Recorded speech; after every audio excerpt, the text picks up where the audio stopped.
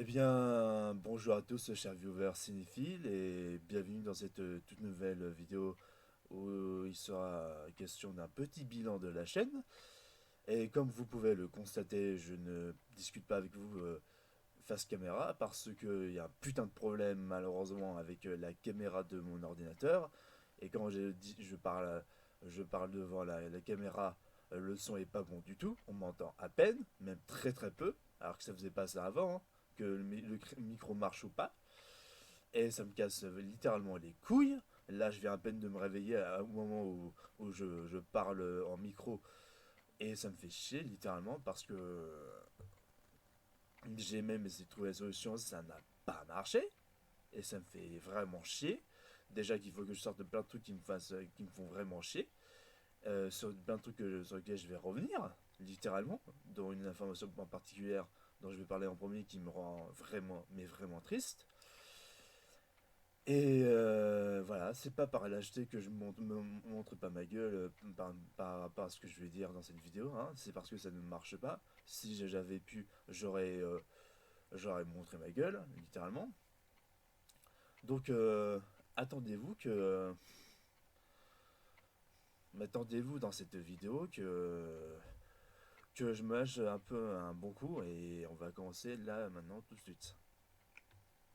Déjà pour commencer, je voulais revenir sur un très grand réalisateur qui malheureusement nous a quitté trop tôt, qui nous a quitté le 12 août dernier. C'est Wolfgang Peterson. Wolfgang Peterson, à qui on doit ce fameux Air Force One avec Harrison Ford et cette fameuse réplique ultra culte devenue un véritable mème, Get on my plane, littéralement. Si je dis bien la réplique et si je suis pas trop nul en anglais, hein. Ou encore ce fameux 3, le film 3 ultra spectaculaire, ce film de Peplum incroyable, avec un casting purement 5 étoiles, que ce soit avec ce gros beau gosse de Brad Pitt, hein, qu'on aime dans tous les sens du terme, quoi. Bien que dans Bullet Train, c'était assez navrant de le voir dans un tel film, mais c'est un autre débat. Brad Pitt accompagné d'Eric Bana, de Orlando Bloom, de Diane Kruger et même de ce magnifique et puissant Sean Bean, j'ai envie de dire. Enfin, un film assez spectaculaire qui m'a beaucoup marqué, hein. C'est le premier film de Wolfgang Peterson que j'ai vu en tout cas. Et puis, aussi un autre film que j'ai découvert à peine cette année, mais dont j'avais regardé la série animée il y a très longtemps, c'était L'Histoire sans fin. L'Histoire sans fin, film culte des années 80, avec lequel je n'ai malheureusement pas grandi en étant enfant, mais que j'ai été ravi de découvrir cette année, et qui m'a beaucoup marqué par ses effets spéciaux à l'ancienne, très vraiment sublimes, vraiment incroyables et vraiment réalistes. Parce que, pour faire simple, j'ai aucun problème entre les effets spéciaux, même à l'ancienne animatronique, même, même costume, tout ça. J'ai aucun problème du tout avec ça. J'ai beau adorer le numérique quand c'est bien foutu, quand c'est pas de la bouillie numérique et quand c'est un certain réalisme, en tout cas dans la performance capture.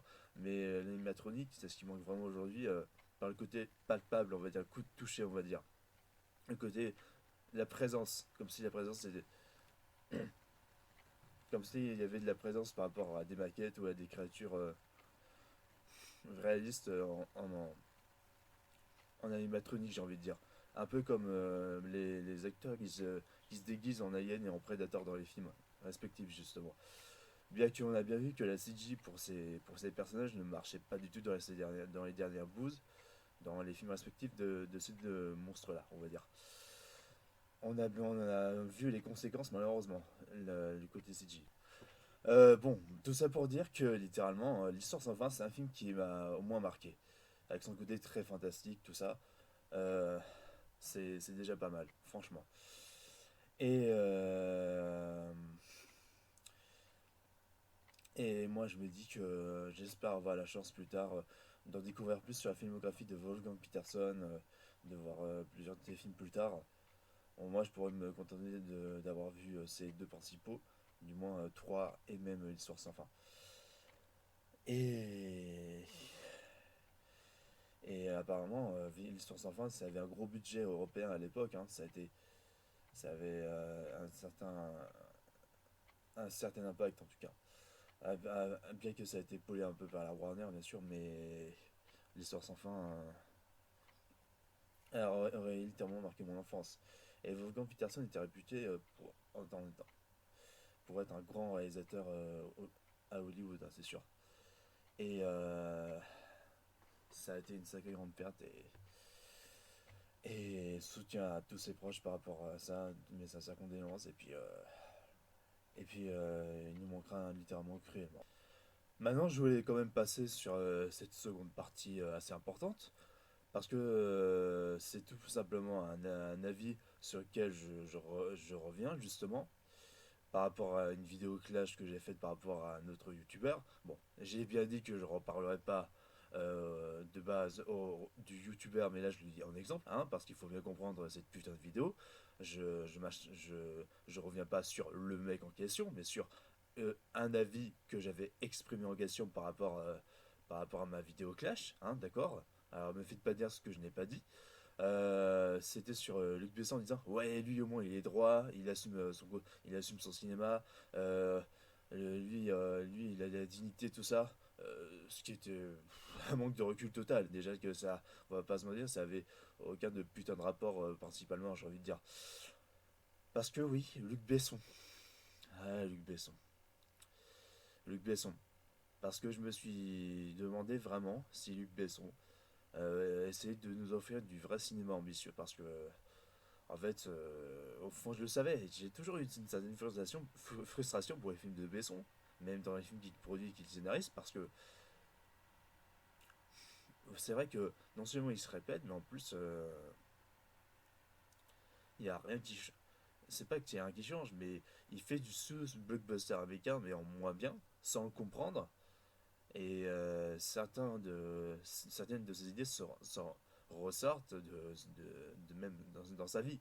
Je sais qu'il y a le parallèle, séparer l'artiste de la personne, en tout cas pour Polanski, mais ça c'est un tout autre débat, hein, d'accord. Mais Luc Besson, ça ressort dans ses films, comment il est du moins avec les femmes. Parce que même dans son idée de toujours choisir des mannequins, déjà, toujours choisir des mannequins en héroïne, ça s'est senti. Valérian pour Cara Delevingne, Nikita, Mila Jovovich en général, ça s'est toujours ressenti, quoi.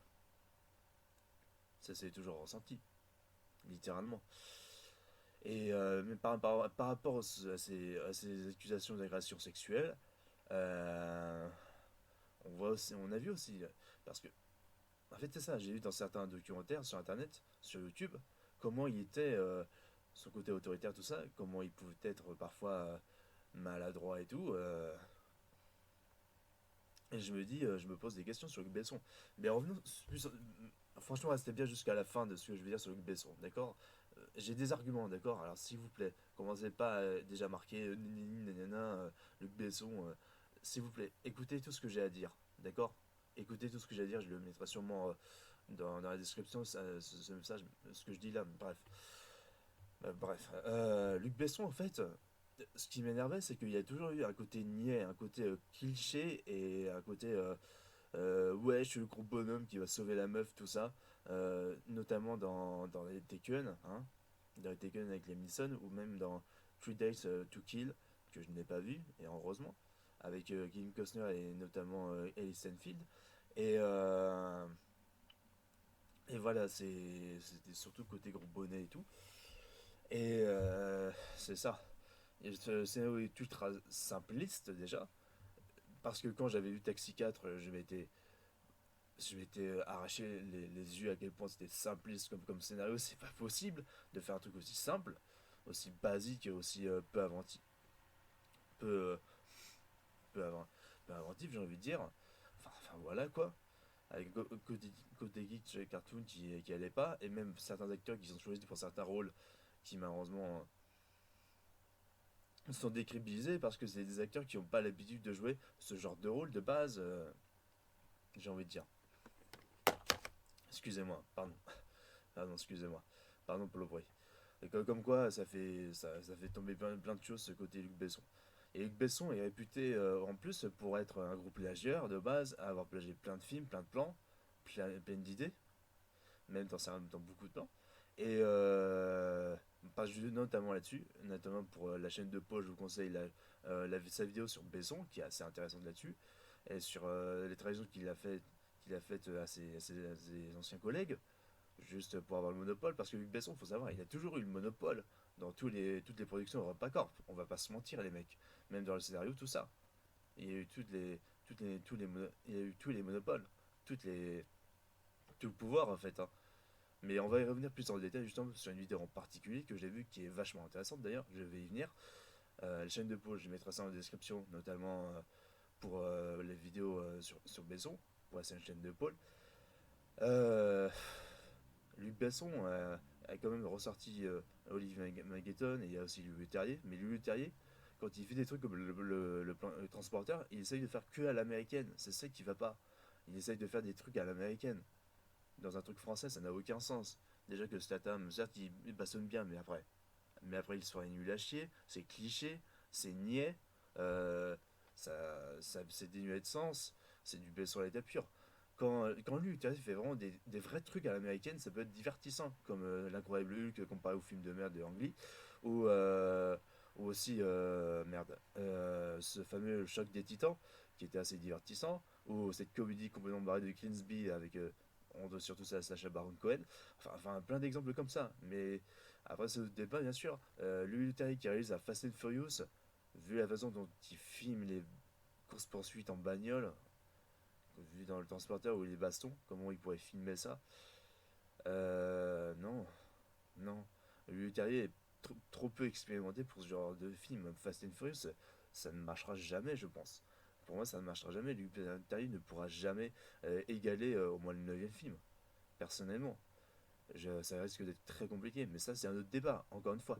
Mais en fait, pour revenir sur Luc Besson, ce qui me frustre, c'est que il a de bonnes idées, mais il les exécute pas forcément. C'est trop simplifié, parfois c'est trop cliché, parfois c'est très maladroit, notamment pour les femmes. Il essaie de faire genre, ouais, c'est des badass en fait. Non, c'est des choses qui baissent, qui doivent être sauvées par le mec, tout ça. Notamment dans Valérian et Anna, mais notamment dans Valérian où c'est Valérian qui va sauver le fessier de Laureline, j'ai envie de dire. Non, mais sans être sexiste, mais voilà, ça en est ultra frustrant. Je suis désolé, littéralement.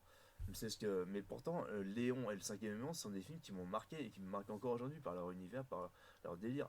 Mais ça m'empêche pas de me dire que c'est par moments assez ridicule parfois, notamment le cinquième élément. Mais et c'est vrai que Nathalie Portman ne sert à rien. Bon, a priori, sans Luc Besson, mais Nathalie Portman a su rebondir dans une certaine carrière qui puisse marcher, tu vois. Et elle a bien joué ses rôles. En dehors de Marvel, de Star Wars, naturellement, on va pas se mentir, les blockbusters, on va oublier ça pour Nathalie Portman. Parce que quand tu vois le Thor 4, on va arrêter ça tout de suite, littéralement. Euh, c'est à quoi t'attendre. Bon, mais ce que je voulais dire sur la vidéo en question que j'ai vue sur Luc Besson, c'est sur celle de Le Cap Besson de Game Focus, que je vous conseille vivement. Allez voir sa chaîne, allez voir ses vidéos, elles sont incroyables. Je vous mets le lien en description pour sa vidéo, au moins sur Luc Besson. Et ce qui est intéressant avec lui, c'est que Game Focus a expliqué qu'il travaille dans dans le côté technique, tout ça, en tant que technicien. Il a expliqué que Luc Besson, sa cité du cinéma, c'était comme un marché d'esclaves, on va dire. Un truc d'esclavage. C'est-à-dire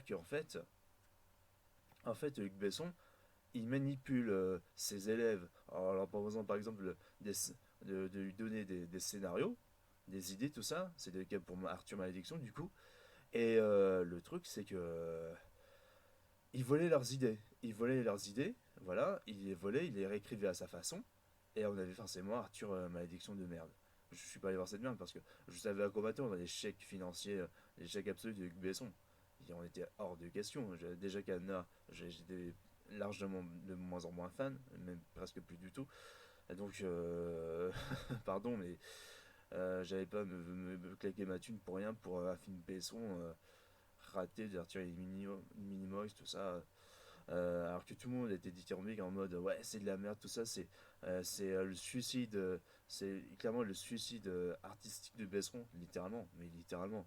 Et, et je vais pas voir ces films pour une curiosité morbide de genre oh là là, je vais me forcer à aller voir un film de merde. Non, non, c'est terminé ça pour moi. Parfois je le fais, mais parce que c'est par rapport à des univers que j'aime, tout ça, pour à quoi m'attendre. Mais si ça me plaît vraiment pas, je quitte la salle. Mais parfois je sais à quoi m'attendre, hein, donc j'ai pas envie de dépenser forcément mon argent. C'est le cas pour les films Marvel en tout cas. Tout ça pour dire que.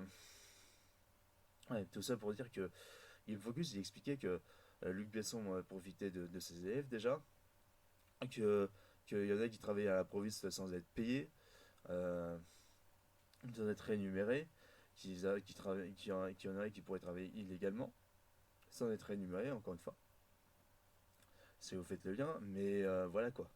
Voilà, c'est ça. Luc Besson en plus bâcle ses histoires, hein, j'ai envie de dire, a tendance à bien bâcler ses histoires, à pas approfondir plus que ça, à faire des incohérences dans ses histoires. Et, euh, et même dans sa façon de voir des femmes, côté mannequin, tout ça, c'est ce qui ressort quoi. C'est ce qui ressort malheureusement dans beaucoup de ses films, et ça me casse les couilles. Ça me casse vraiment les couilles. Et en plus, Luc Besson, comme le dit Alain Soral, a provoqué, comment dire, la fin d'un style de cinéma français à cause d'un cinéma américain dont on n'avait pas besoin. Parce que Luc Besson veut faire le major américain-français, alors qu'il n'y a pas besoin de recopier juste les Américains pour recopier juste les Américains pour ne pas comprendre comment font les Américains avec leurs films. Euh, c'est bien de faire une majeure française, mais après, si c'est pour faire pareil que les Américains, à quoi ça sert? J'ai envie de dire à quoi ça sert. Ça n'a aucun sens. Ça n'a aucun sens, j'ai envie de dire. C'est pour ça que pour moi, notre cinéma français est vraiment primordial et littéralement important pour notre culture. On a notre propre identité française, nous les Français. On n'a pas que les comédies potages de merde, hein. Ça se résume pas à ça, les comédies populaires en France, hein. Ça se résume pas à ça, les mecs. Soyez plus curieux que ça. On a plein d'histoires à raconter, on a un vrai patrimoine, une vraie culture derrière. Que ça soit pour l'histoire de France avec De Gaulle, avec des acteurs exceptionnels, Lambert Wilson, Pierre Ninet, Isabelle Carré, même Olivier Gourmet, pour ne citer que, ou même ou des acteurs comme ça, je sais pas. De tous les coins, même Gérard Lanvin, j'ai envie de dire. Gérard Lanvin qui est même de Pardieu quand même. De Pardieu, on peut pas laisser passer, on peut pas laisser euh, passer à côté de ça. On peut pas, on peut pas passer à côté de ça, j'ai envie de dire. Enfin voilà quoi. Avec des films comme Délicieux, Boîte Noire, Bac Nord, Eugénie Grandet, Annette aussi de Léon Scarax, qui a de l'ambition et sa propre identité sans essayer de faire de l'explosion, tout ça, du gros blockbuster, ou même, merde, ou même des films comme, j'ai envie de dire, excusez-moi, pardon, comme, ah oui, voilà, j'ai tout dit en fait, j'ai dit tous les films. Eugénie Grandet, Boîte Nord, tout ça. Enfin, des exemples de films comme ça où même ils ont perdu, qui a une grosse ambition avec une vraie histoire à raconter, avec un savoir-faire français, avec un certain jeu aussi, qu'on a nous les Français, dont on connaît le secret. Et moi personnellement, en tant que réalisateur, je voudrais vraiment, j'aurais vraiment envie dans un film international de montrer ce jeu français tel qu'on joue nous les Français, vu comment nous on s'adresse normalement dans notre façon de s'exprimer à nous les Français. J'ai envie de ça dans mes films aussi. J'ai pas envie de forcer mes acteurs français à parler comme les Américains, à jouer comme les Américains, ça n'aurait aucun sens. Également, ce serait de même pour les acteurs et vice versa pour les acteurs américains, j'ai envie de dire. Mais littéralement, et on a un sacré patrimoine avec une histoire à raconter. Euh, Même si c'est des histoires simples, ça veut pas dire que c'est forcément nul. C'est pas que des films clichés chiants qui traînent en longueur, tout ça. Non, non, c'est vraiment une histoire à raconter. Il y a clairement une histoire à raconter, tout ça, dans tous les cas. On a notre propre identité française, les mecs. C'est important de soutenir des films comme ça. Au lieu de se forcer à voir que des comédies françaises de merde, c'est pas que ça la France, excusez-moi. C'est important de varier les plaisirs, de voir toutes les directions qu'il pourrait y avoir. C'est ça. Et Game Focus, je te rejoins littéralement là-dessus, hein. Et même Belmondo l'avait dit tout ça, disait parler de tout ça. Enfin, voilà quoi. Et je sais pas, et vous étonnez pas après que j'ai fait une critique sur l'origine du monde, j'ai envie de dire. L'origine du monde, comédie excellente de Laurent et avec Laurent Lafitte, justement, qui avait sa propre identité, de son propre humour, tu vois, qui forçait pas avec des blagues débiles, qui forçait pas Jones, moderne et tout. lui leur a fait qu'il a sa propre identité, son propre film d'auteur, avec une certaine comédie et une certaine façon de l'exprimer, j'ai envie de dire. Et c'est juste ça, j'ai envie de dire. C'est juste ça. Enfin, tout ça pour dire que littéralement, nous les Français, on a notre propre. Pardon, je buvais une gorgée. On a notre propre façon de voir le cinéma. Notre propre façon de voir le cinéma, notre propre identité, on n'a pas besoin d'imiter les autres. Mais moi, bon, après j'ai mon propre style, tu vois. Bien que j'ai été marqué beaucoup par la culture très américaine, ça ne veut pas dire pour autant que je vais forcer par tous les clichés du film américain. Non, j'ai mon propre univers, mes propres acteurs, tout ça.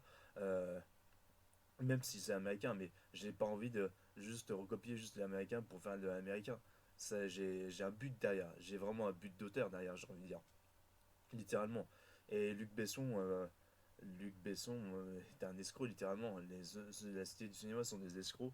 Et, euh, et heureusement que je pourrais pas travailler à la cité du cinéma. Si on me proposait ça, je refuserais catégoriquement parlant parce que littéralement, pardon, mais ce serait de l'esclavage, tout ça, ce serait de la manipulation. Et si je deviens un réalisateur, hors de question que je, que je bosse avec Luc Besson pour qu'il vole mes travaux, qu'il impose son style, qu'il m'impose son style, qu'il m'impose sa façon de faire des films. Il en est hors de question. Pour encore un gros flop, ça n'a aucun intérêt. Il en est hors de question. Hors de question. Je, voilà quoi. Luc Besson, c'est un manipulateur, même si Léon et le cinquième élément m'ont marqué. Euh, Notamment pour Valérian, une dernière chose quand même sur Luc Besson. Valérian n'aurait jamais eu le autant de minimum d'appréciation s'il n'y avait pas eu la qualité des effets spéciaux. Parce que faut quand même remercier surtout ILM et Weta pour la qualité des effets spéciaux. Sinon, le film ne serait pratiquement rien sans eux, littéralement, sans leur réussite. Et même si les 40 premières minutes ça fait très Besson, après ça traîne en longueur, ça traîne dans des périphéties qui n'ont aucun sens, en facilité scénaristique, enfin c'est à se tirer par les cheveux, j'ai envie de dire. Voilà, voilà. Et c'est un peu chiant, c'est assez chiant quand même, j'ai envie de dire. Pardon, mais vraiment. Mais genre vraiment. Euh, S'il vous plaît, les gars, euh, je le dis surtout aux jeunes, arrêtez de vouloir défendre à tout prix Luc Besson parce qu'il fait du cinéma comme les Américains, alors que nous, on a notre propre identité. Nous, on peut faire des trucs vachement cool. Hein. J'ai vu un film très récemment, Vesper Chronicles, réalisé par un Français. C'était vachement bien, vraiment. C'était de l'ambition, c'était de la pure science-fiction à 100%. Ça se forçait pas non plus à être dans les clichés américains. Voilà quoi. Littéralement, allez voir Vesper Chronicles, réalisé par un Français et fait aussi par la Lituanie en partenariat. Et vous connaissez le délire, vous connaisserez bien le délire après. Bon, je vais passer ensuite par deux dernières news. Hein. En tout cas, j'ai sorti la principale news sur ma chaîne. Et on va commencer maintenant. Bon, voilà. Troisième partie importante. Alors, cette information, elle est assez délicate. Elle est assez délicate parce que, non, juste une dernière chose sur Besson, sur ce côté manipulateur, tout ça. C'est comme si par exemple un enfant autiste rangeait sa chambre à sa façon, où il y avait le bordel, et que ses parents, au lieu de discuter avec lui sur comment ranger sa chambre, tout ça, et qu'est-ce qu'il veut changer dans sa chambre, est-ce qu'il veut qu'on l'aide à ranger sa chambre, tout ça, au lieu d'avoir une vraie discussion, il décidait en fait de toucher à sa chambre et de toucher à toute son organisation jusqu'à l'énerver quoi, jusqu'à le perturber, j'ai envie de dire. Bah, c'est ce qui se passe exactement avec la manipulation de Luc Besson. C'est un petit exemple que je voulais dire en aparté. Maintenant, la troisième partie. Là où justement ça va un peu coincer, littéralement coincer plutôt parce que. Alors, sachez, c'est pas un clash, je vais encore reparler de ces actrices, mais c'est pas du tout, pardon, par méchanceté, par provocation, par tout ce que vous voulez. C'est parce que de base, j'adore l'actrice. Hein. J'adore l'actrice, j'adore la personne. Mais restez bien jusqu'à la fin, s'il vous plaît. Faites un effort, s'il vous plaît, restez bien jusqu'à la fin pour tout ce que je vais dire. Hein. Même depuis tout le début, voilà, vous savez maintenant. Alors, s'il vous plaît, restez bien jusqu'à la fin. Soyez tranquille. Sans faire people, hein, sans faire people. Alors, apparemment, sans faire people, parce que j'ai pas envie que ça soit un truc people de star, c'est pas le but de cette chaîne. Hein. J'ai pas envie de ça me ferait chier littéralement, ça me casserait les couilles, littéralement. J'ai pas envie de ça, j'ai pas envie de vous vous offrir ça, c'est pas moi ça, c'est pas moi, c'est pas ma façon de faire. Et ça me casse vraiment les couilles en plus. Emma Watson. Emma Watson, certes, elle a fait un film vraiment réussi, une vraie pub assez réussie, avec sa propre identité. Je l'ai fait justement visiter pour ça sur Insta, personnellement, mais ça, c'est le côté personnel. Maintenant, ce qui me gêne, c'est que Emma Watson, c'est surtout un coup de gueule que je voulais faire passer. Et je sais pas ce qu'il y a avec certaines stars aujourd'hui, mais c'est ça, c'est des carcans de la société, malheureusement, dans le côté businessman de stars, Startalent, c'est que les stars, j'ai plus l'impression qu'elles se mettent ensemble pour faire de la thune avec des hommes d'affaires, ce genre de conneries, des avocats de mon cul, que pour de se mettre en couple avec des gens, littéralement, qui font un vrai métier, genre réalisateur, producteur, scénariste. Oui, oui, producteur, on peut dire ça avec Matthew Vaughn ou au Club de la Schiffer. Matthew Vaughn, c'est quand même un financeur qui a quand même beaucoup aidé le cul de Guy Ritchie, il faut pas oublier ça. Ou même des couples comme Michael Fassbender ou Alicia Vikander qui sont deux acteurs ensemble, quoi. Enfin, des idées comme ça, j'ai envie de dire. Bien que ça a été trop médiatique et trop poussif avec Brad Pitt ou Angelina Jolie. Et après, voilà quoi. Ou après, ou parfois, euh, ou parfois apparemment, j'entends des conneries du genre, ouais, les couples sont jaloux entre eux de leur carrière parce qu'ils ont entre eux, ils ont l'un a plus de carrière, plus de succès que l'autre là. Enfin, un bordel comme ça, j'ai envie de dire.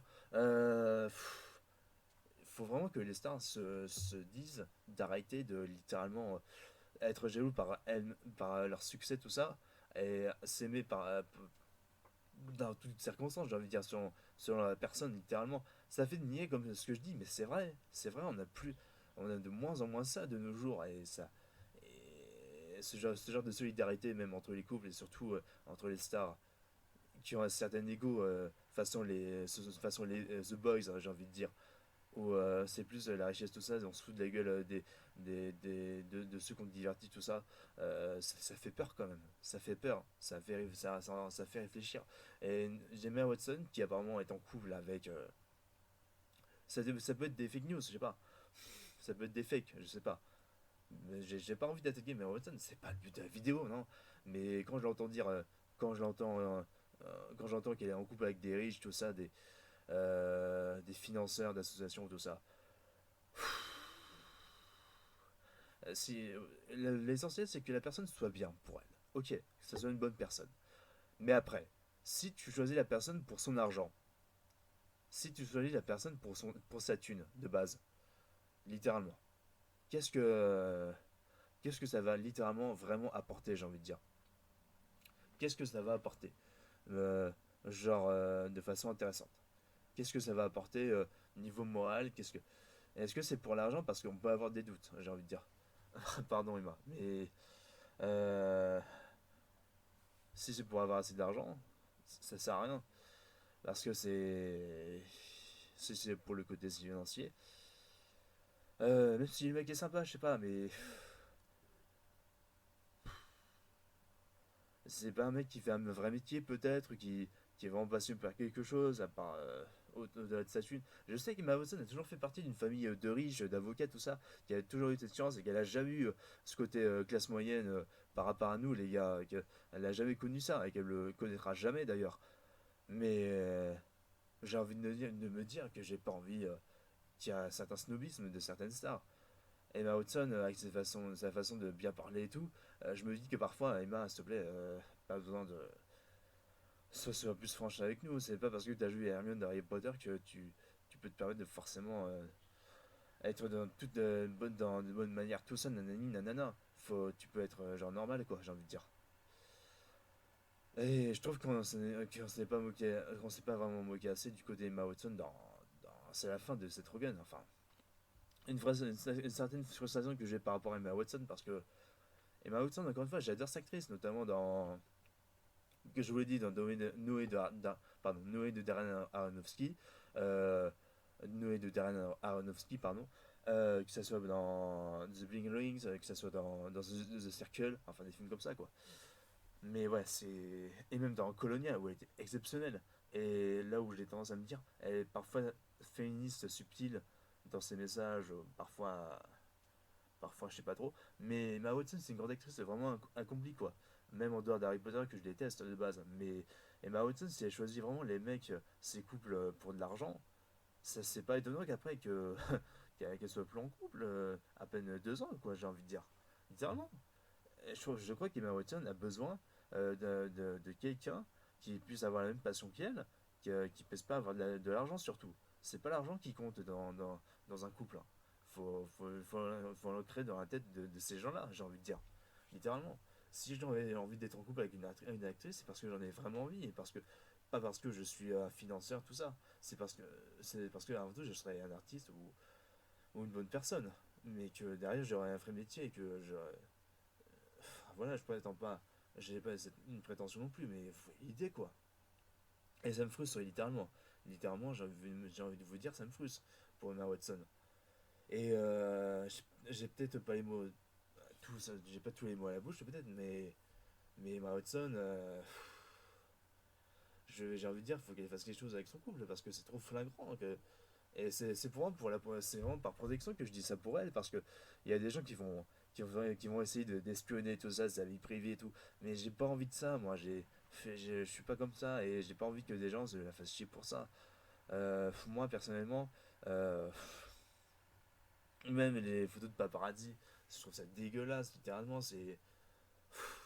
Même ces comptes, en plus de fan art, de fans, tout ça, de fans toxiques, je sais ce qu'il en est. J'étais sur Twitter et Insta, donc j'ai remarqué ça. Excusez-moi, pardon. Je rajoute même pour vous dire. Encore une fois, c'est la redite. Euh, voilà, ça me frustre surtout. C'est surtout que ça me frustre. C'est assez. C'est quand même assez dommage, quoi. Donc voilà. Bon bah maintenant je vais quand même passer un vrai coup de gueule, un vrai coup de gueule et quand même au bilan de ma chaîne, littéralement. Euh, après ces 3 premières informations et aussi l'autre qui va suivre et après ce sera le bilan de la chaîne parce que c'est assez primordial. Ok, maintenant, grosso modo, la quatrième partie, entre grosses guillemets, même si j'ai pas compté les parties, mais c'est pas grave, pour cette vidéo bilan, tout ça, même sur des news, tout ça, déjà, faut savoir un truc, c'est que euh, pour le côté YouTube, le côté monétisation budgétaire, c'est vrai que j'avais dit que j'en avais rien à foutre de la thune, tout ça, mais en même temps, c'est faux, pourquoi? Parce que je me doute bien que la thune, si je continue sur YouTube, j'en aurais bien besoin. YouTube, c'est un métier, les mecs, hein. Faut le savoir, hein. Mais YouTube, c'est un métier, c'est payé YouTube, hein. Tu es là pour gagner de l'argent. Tu offres du contenu à des gens, mais tu es là aussi pour gagner de la thune. C'est du travail YouTube. Tu bosses tes vidéos. Avec plus ou moins de simplicité, j'ai envie de dire. Mais, je le dis pour certains. Mais littéralement, YouTube, c'est de la thune à gagner derrière. Tu payes ta potion. Et ta bouffe, quoi, j'ai envie de dire. Et, euh, et j'ai envie de dire, bah ça pourrait m'arriver plus tard aussi. Je me doute bien que j'aurais besoin d'argent. Bah ouais, forcément. Si je suis sur YouTube, c'est pour gagner ma pension. Comme de nombreux youtubeurs qui sont même en dépression, j'ai envie de dire. J'ai été même une fois un peu en dépression pour certaines de mes vidéos parce que j'y arrivais pas à tout ça. Et ça me déprime vraiment assez de pas parler face caméra, j'ai envie de vous dire, là maintenant. Et de parler par micro, quoi. Et que vous me voyez pas parler devant la caméra, j'ai envie de dire. Et tout ça pour dire que, ouais, si YouTube plus tard me manipule en démonétisant certaines de mes vidéos, tout ça, avec les mêmes excuses bidons de oh, il y a des petits mots qui vont pas, alors que YouTube, hein, Internet autorise des gens dénudés, hein, même des TikTok où il y a des ados qui sont dénudés, hein, des sexualisés de je sais pas quoi. Euh, mais tout simplement, j'ai vu ça avec certains youtubeurs qui gueulaient par rapport à ça. J'en ai même discuté avec un par rapport à ça, qui était dégoûté que ces vidéos soient réutilisées sur TikTok, soient même pas citées, soient même pas. C'est pas une offense, frérot, hein. Je te dis ça en exemple. Je parle de toi en exemple, mais ne vois pas ça comme une attaque. Mais que ces vidéos soient censurées parce qu'il y avait que quelques mots, tout ça. Enfin, voilà, et que les autres vidéos étaient pas censurées. Enfin, euh, que YouTube on avait rien à foutre de ses créateurs, que c'était comme de l'esclavage, quoi. Qu'on profite de notre boulot qu'on manipule autant qu'on veut, qu'ils manipulent autant qu'on veut notre boulot, et que ça soit juste, voilà quoi. Un coup c'est monétisé, on dit que ça va être monétisé, mais en fait non, en fait, alors qu'il y a des changements ou pas de changements, enfin, on s'y perd littéralement. Et j'ai pas envie de vivre ce genre de merde, et j'ai pas envie de faire des partenariats de thunes, quoi, j'ai envie de dire. Euh, enfin, c'est peut-être compliqué parce que partenariat de thunes, si j'ai besoin d'argent plus tard, si je peux gagner une certaine pension, j'ai envie de dire voilà quoi. J'ai envie de dire voilà. Peut-être que j'aurais pas le choix. Moi, je vous le dis, les gars, c'est pas la trahison, c'est pas vous trahir quand je vous dis tout ça parce que c'est vrai, c'est la pure vérité, c'est comme ça que marche YouTube. Tu peux rien y faire, c'est comme ça. C'est littéralement comme ça. Tu peux rien y faire parce que c'est totalement vrai. Bon, on le sait tous sur YouTube, on le sait tous. Les gens de mon âge sur YouTube, ils le savent, vous le savez, ceux qui m'ont regardé. Je connais la moyenne la moyenne d'âge des gens qui me regardent. Même s'il y a des ados qui me regardent, au cas où, mais vous le savez, vous le savez. Vous envoyez l'idée, littéralement. Et, euh, et moi, je dis à YouTube, je tiens à prévenir, et je tiens à défendre en même temps tous les autres collègues. Moi je vous dis les mecs, vous n'allez pas me manipuler comme ça, YouTube. Vous n'allez pas me manipuler comme ça. Parce que ça servira à rien de me donner un trophée derrière sur mon contenu. Si c'est pour m'empêcher de faire le contenu que je veux et, et faire à ma façon les vidéos, littéralement. Je suis désolé, mais pardon, mais non. Pardon, mais non. Le côté bot, le robot qui regarde les vidéos, non, non, non. Faut arrêter de sous de la gueule du monde, j'ai envie de dire. Et j'ai pas envie que ça m'arrive. Et j'ai dit force à tous ceux qui subissent ce genre de merde, quoi, que ce soit JDG ou autre. JDG ou autre. Mais voilà quoi. Pardon, mais. Pardon. Je sais- je savais au fond que YouTube, derrière, pouvait foutre la merde et tout ça. Je le savais au fond. Bah, j'ai vu que certaines vidéos sont démonétisées, tout ça. Euh, enfin, je sais pas. Euh, je sais même pas où va mon argent, mais enfin, c'est un autre débat ça. Bref, ça c'est un petit coup de gueule que je veux faire passer parce que c'est pas par égoïsme que je dis tout ça, mais c'est pour prévenir YouTube que YouTube, s'il te plaît, tu ne vas pas me casser les couilles pour mes vidéos, littéralement. Ou ça va très mal se passer tout ça. Ça va. Pardon, mais. Pardon, pour bien parler, hein, après une bonne gorgée, tu vas pas me casser les couilles, hein, je te le dis, hein. C'est grosso modo ce que je peux dire dans cette quatrième partie. Maintenant, on va vraiment passer au bilan de la chaîne. Bon, alors, le bilan de la chaîne. Déjà, pour l'avenir de la chaîne cette année, euh, je pense que je risque d'être vraiment très occupé hein, pendant un moment, ces prochains mois. Et je sais pas quand est-ce que je pourrai faire une vidéo prochainement. Ah, par contre, un truc, j'ai regardé les trois premiers de l'âge de glace. J'ai toujours pas regardé le quatrième film. Il serait temps d'ailleurs. Et après, je reviendrai sur chacun sur une critique dessus, quoi. Euh, littéralement. Une critique littéralement dessus.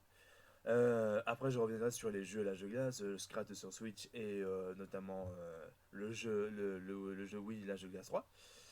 Et j'avais prévu aussi, justement, de parler de. Merde. De faire la comparaison de deux films d'animation, justement, qui sont sortis cet été.